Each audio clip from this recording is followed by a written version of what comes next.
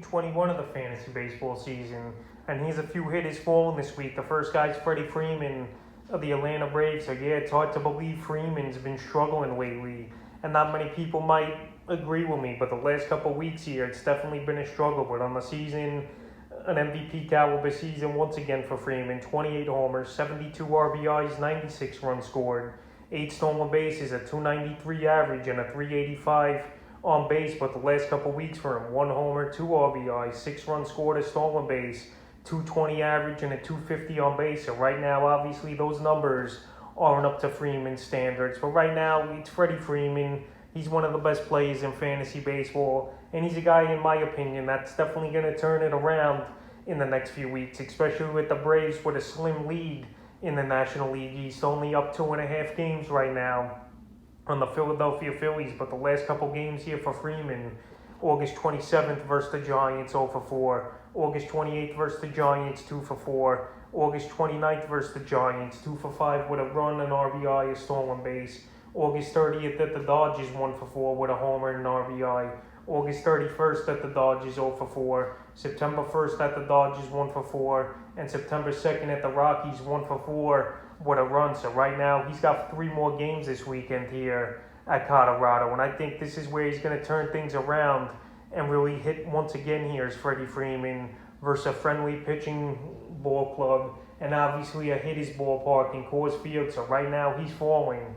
But I don't think it'll last for long here for Freddy Freeman. The next hit is Francisco Lindor of the New York Mets. So in the first year of a 10-year contract, he's been a total bust in my opinion here, is Francisco Lindor. With the injury, obviously, that he missed many months. And then just the poor numbers on the season, 11 homers, 39 RBIs, 10 stolen bases, 51 runs scored, 222 average, and a 314 on base. And now, the last couple weeks since he returned from the strained oblique, 172 average, no homers, 3 RBIs, 2 stolen bases, 2 runs scored, and a 172 on base. So right now, he's definitely not getting the job done.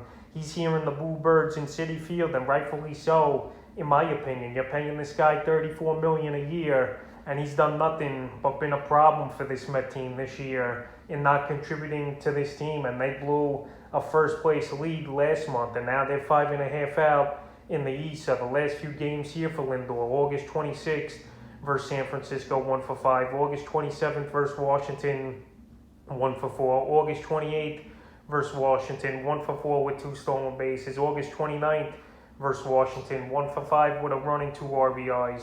August 30th versus Miami, 0 for 1. September 2nd versus Miami, 1 for 4 with a run and an RBI. So right now, this Met team, they've actually won 4 games in a row. But Francisco Lindor, he's definitely not contributing, and he's not doing much of anything for fantasy owners. And he's definitely been a bust this season, who was taken late first, early to mid-second round in fantasy leagues. And right now, he's a player falling this week and pretty much the whole season. The next hitter is Shohei Ohtani of the Los Angeles Angels. So right here, Ohtani, he's an MVP and probably the Cy Young possibly this season, which will be an amazing feat for a guy, especially nowadays in Major League Baseball. But right now, he's not getting the job done over the last few weeks as a hitter. I know his stats are out of this world this season, with 42 homers, 90 RBIs, 88 runs scored, 22 stolen bases, 260 average, and a 361 on base. But the last couple weeks here for Ohtani, only 2 home runs, 2 RBIs, 6 runs scored, 4 stolen bases, an awful 132 batting average, and a 298 on base. So right now, he's definitely hitting the wall here, is Ohtani. I don't know if he'll finish the season with the 50 homers, but it's been a magical season, no doubt about it. But more teams, they've been pitching around him as well, with Anthony Rendon and Mike Trout have been out of the lineup, and those guys most likely out for the rest of the season, I could see here. So the last few games for Ohtani, August 27th versus San Diego, 0 for 4. August 28th versus San Diego, 0 for 4 with 2 runs. August 30th versus the Yankees, 1 for 4 with a homer. August 31st versus the Yankees, 0 for 2 with 2 runs, 2 stolen bases. And September 1st versus the Yankees, 0 for 4. So a lot of offers in the last week here for Shohei Ohtani. But he's going to bounce back, in my opinion. Right now, maybe he's just a little bit fatigued, because this guy is a pitcher, obviously, and a DH here for this Angel team. And he's hit a lot of home runs, including in the home run derby as well. That definitely we've seen guys struggle after having a big first half and then going in the Derby and not hitting the ball the same they were. So right now that could be a factor or anything else. But right now he's definitely a hitter falling. But this guy, he's been a stud all season, but right now he's just struggling. The next hitter is Jazz Chisholm Jr. of the Miami Marlins. So Chisholm Jr., he's showed flashes of good play this season. On the season, 14 homers, 44 RBIs, 18 stolen bases, 53 runs scored, a 256 average, and a 316 on base. But the last couple weeks here for Chisholm, 1 homer, 4 RBIs, 5 stolen bases, 6 runs scored, a 211 average, and a 286 on base. So right here, obviously he's the table setter for this Marlin team. And this Marlin team, it's been a tough season once again in the basement in last place in the NL East. And Chisholm Jr. over the last few weeks just couldn't get anything going. August 26th versus Washington, 0-for-1. August 27th versus Cincinnati, 0-for-3. August 28th versus Cincinnati, 3-for-5 with 2 runs.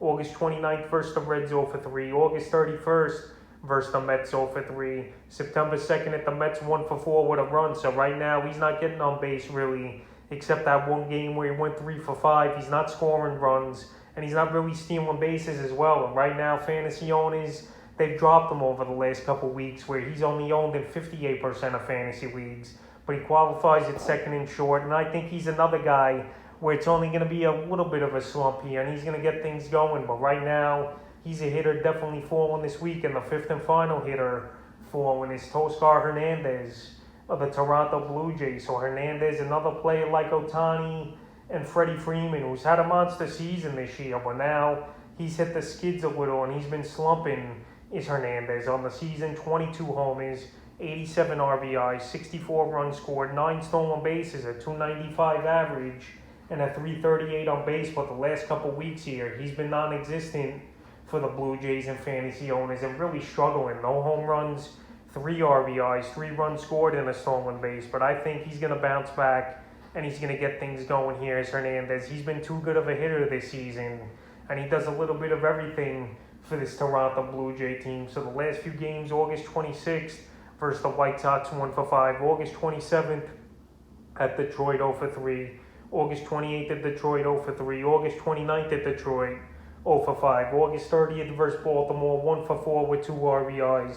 August 31st versus Baltimore, 1-for-4. And September 1st versus Baltimore, 1-for-3 with a run and an RBI. So right here, Hernandez, he's not producing like you hope he would over the last couple weeks, especially in the stretch run for fantasy owners entering the playoffs in the next week or two here, where they start in head-to-head leagues. But right now, he's slumping big time. But he's another hitter that I think will bounce back like Ohtani and Freeman. It just takes a couple games for guys like this to get hot and go back on a tear like they were for most of the season. So that's a few hitters falling here in week 21 of the fantasy baseball season.